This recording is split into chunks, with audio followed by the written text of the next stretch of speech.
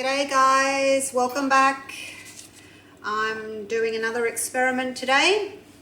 I am going to try for cells using silicone as well as different paint densities. So this bottom row here, these are all opaque paints. So Liquitex Basics I've used, and you can see it's got a little square that's coloured in. That means that they're opaque. They're the highest densities of paints. This next row is semi-opaque, also in the Liquitex Basics, and if you can see, not that easy to see. It's a little square and it's got a line through it and half of it's coloured in. So semi-transparent or semi-opaque, mid-density. And then the last one I've used, I threw the other little bottle away because it was empty. This is an Atelier paint, and at the top there you can see it's a little circle and it's empty. Not coloured in at all or half coloured in. So that means it's a transparent paint. That's the least dense, and that's these two down the bottom here. I've also got a Joe Sonia's, which is this one. Mixed up the brands, but kept my opaque, semi-opaque and transparent separate. So what I've done in these cups, because it's taken a while, I didn't want to waste time showing you all of that, but I will keep going. So what I'm doing is I'm doing a drizzle of opaque, and then a drizzle of either one of these two, and then another drizzle of opaque, another drizzle of these, and I'm alternating them. Each cup has got between 3 and 5 drops of treadmill silicone in them, depending on how full the cup was. So I've just finished with white, so now I'm going to go with one of these colours. I'll just drizzle it over the top. Haven't got that much left in paint, so now I need to go to an opaque. Anyone will do.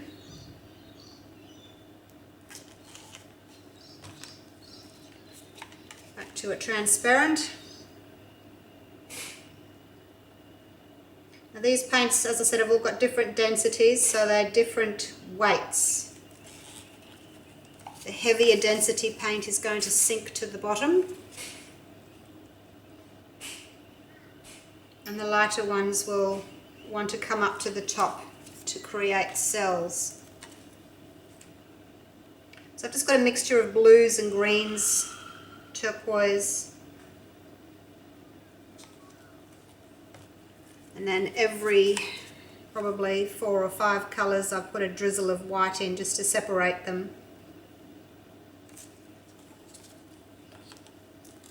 Doesn't matter if you have 2 opaques next to each other, if one of them's white, just to separate them, that's fine.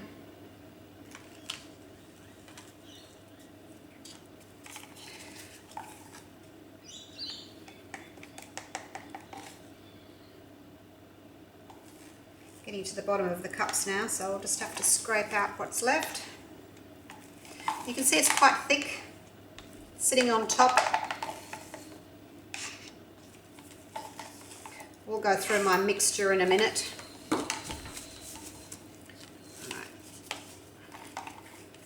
That was transparent, so back to opaque.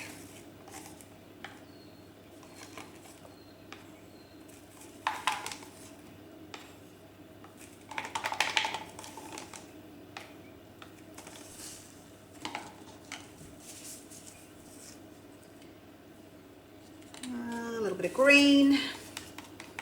Haven't got a lot of green. Green tends to take over, so I haven't put a lot of green in it, just a little bit.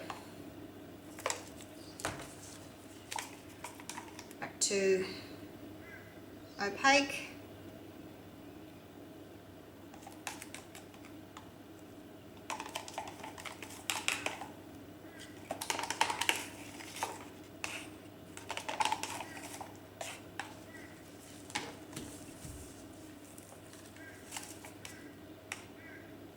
Nope, nearly got it wrong. Finish off this one. Semi-opaque in this one.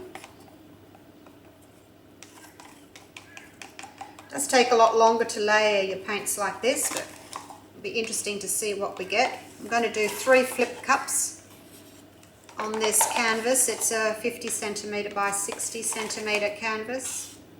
I've got it raised up off the table on big push pins. Another little bit of white.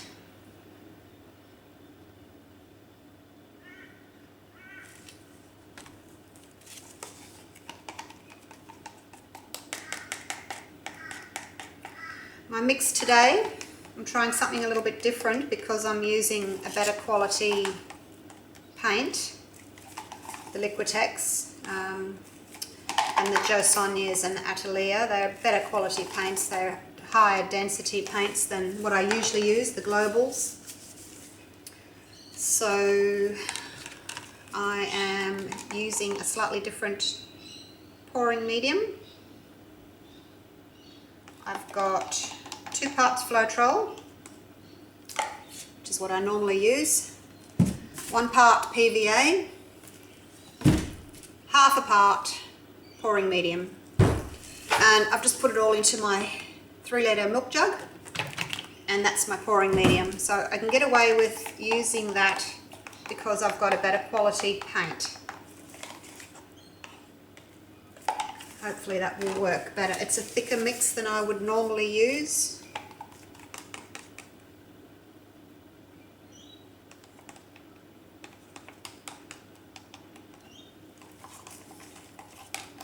And I want to see if I can get some nice cells without them overstretching. In my mix where I just use global and floetrol, 3 parts floetrol to 1 part global, my cells tend to stretch out of shape quite a lot. So I'm seeing if I can change that, see how if I can change the way the cells behave with this other pouring medium. A little bit of green on top and then a little bit of white, and then I'll be done. 3 nice full cups. These are, I think, 450 ml cups.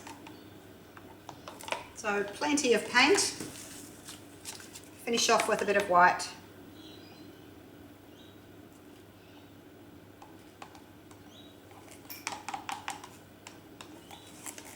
Might as well use it all up.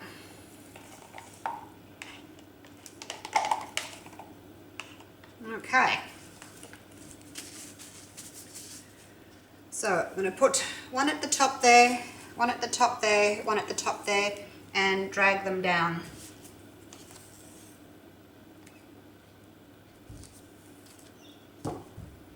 Did want to try something else today as well. Let's get my big blobs off. I wanted to see what would happen if I wet the canvas with a little bit of floetrol. This is just floetrol in my squeezy bottle.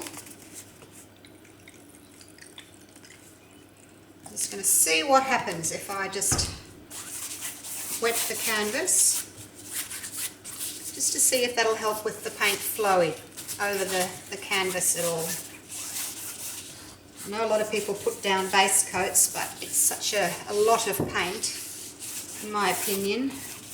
A lot of wasted paint. It makes your canvas very heavy, makes your paint very thick. So just a little coating of floetrol there, and we'll see how that goes. I'll change gloves because those ones are all wet.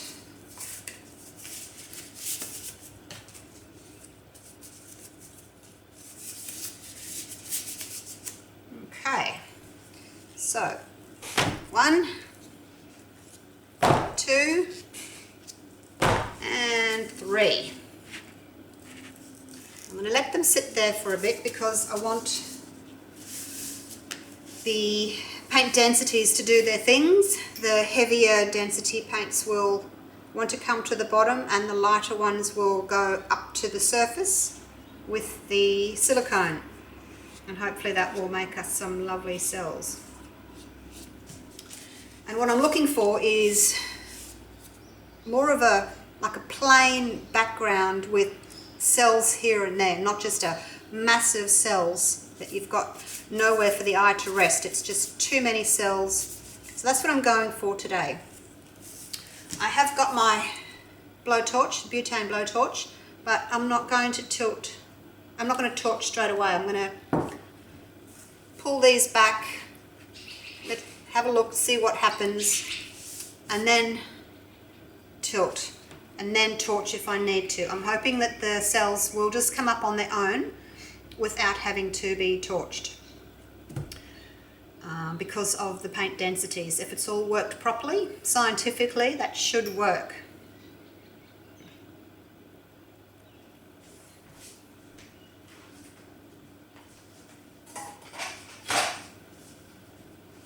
Just get my little spatula here to do the edges. It's good for picking up paint and then just popping it down the edges and letting it run down. It works really well. Okay. Let's do this. So I'm going to push it up and then try and pull it paint down a little bit, if I can. I'll fill in that little edge there with the leftover paint. Got a little bit in the cup if I need it for later on to fill in any gaps.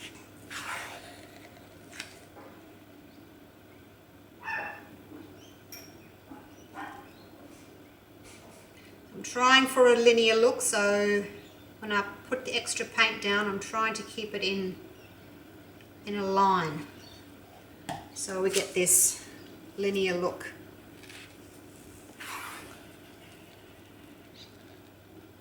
Paint sinking into the center. A bit of a cheap canvas, this one. It's not a very good quality one. It's just one of those I practice on.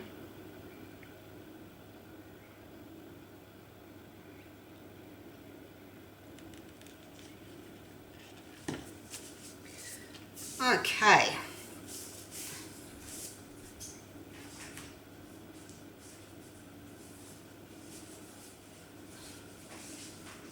Pop this underneath. Actually, I might need 2 of those.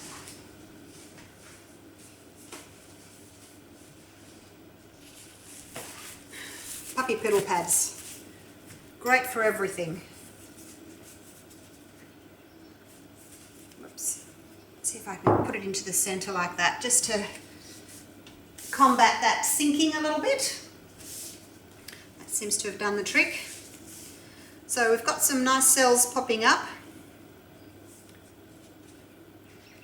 and I'm going to tilt. See if we can stretch these cells out a bit.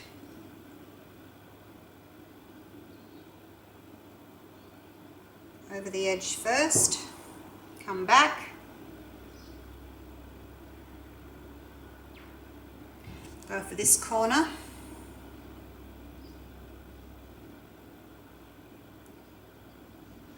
got quite a lot of paint on the canvas, so got plenty to use to move around. I'm hoping that the PVA part of the pouring medium that I've used is going to act as a binder and keep the cells in place, stop them from stretching too much. That's my plan.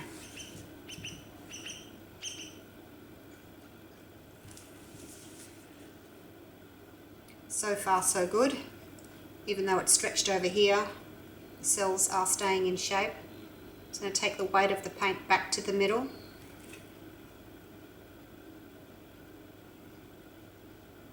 And I can do that corner up there. So all blues and greens today, my favourite colour scheme. Okay, so the main part of the paint's there, so I'm just going to push that over that corner.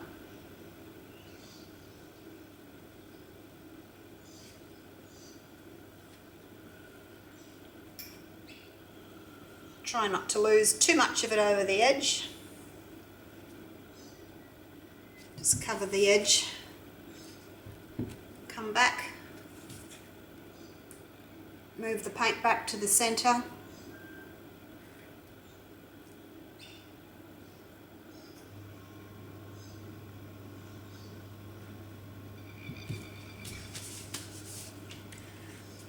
Just turn that around.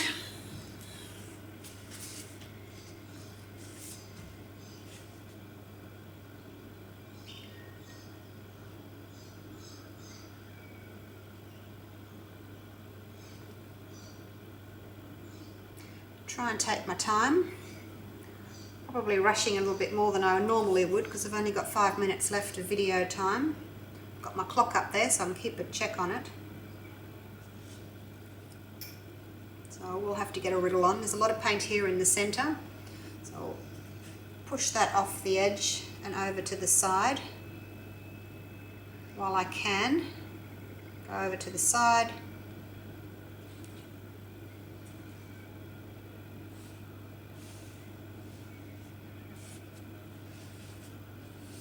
Down to that corner.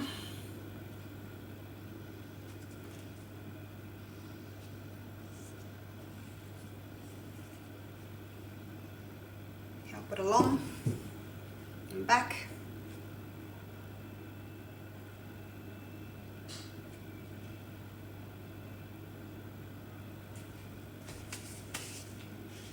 Just going to get this little bit down the bottom there. Over the edge and then the last corner.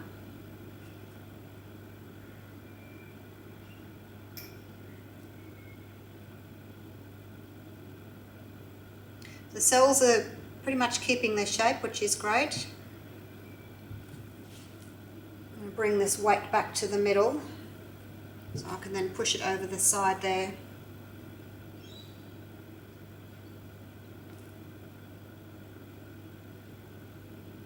Hopefully when I torch, I'll still get some cells, some smaller cells up. I didn't want to torch before because I didn't want too many big cells coming up and then you tilt and stretch them too much. Last corner.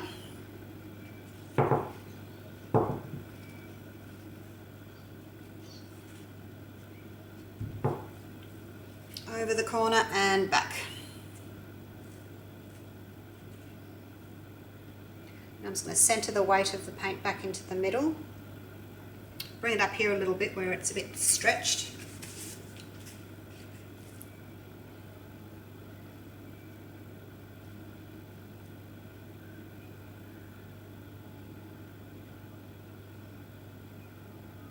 Might have to just push those huge cells over the edge and then I can bring the paint back again. Don't be afraid to play with your paint. Move it around.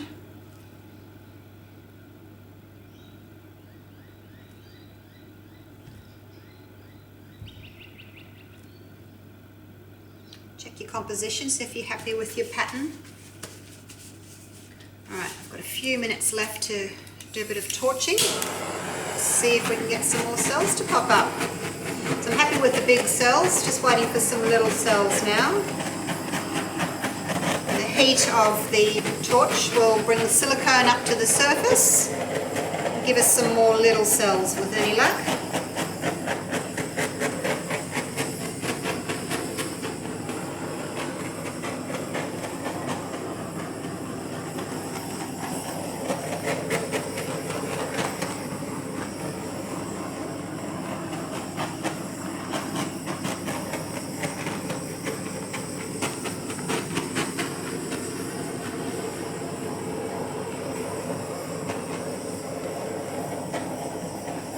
I will put a photo of the finished painting up on the Australian Acrylic Pouring Facebook group because this video is going to cut out in a couple of minutes. So I'm just going to keep going with this until it cuts out. So I will see you all later. Check out the Facebook page for the finished product. Hope you all enjoyed the video. I'm quite happy with the way these paints and this medium has worked. Cells are nicely shaped. I've got a bit of negative space somewhere for the eye to rest between the cells, which is lovely. You don't want just a mass of cells. I think it's nice to have a little bit of everything in your paintings.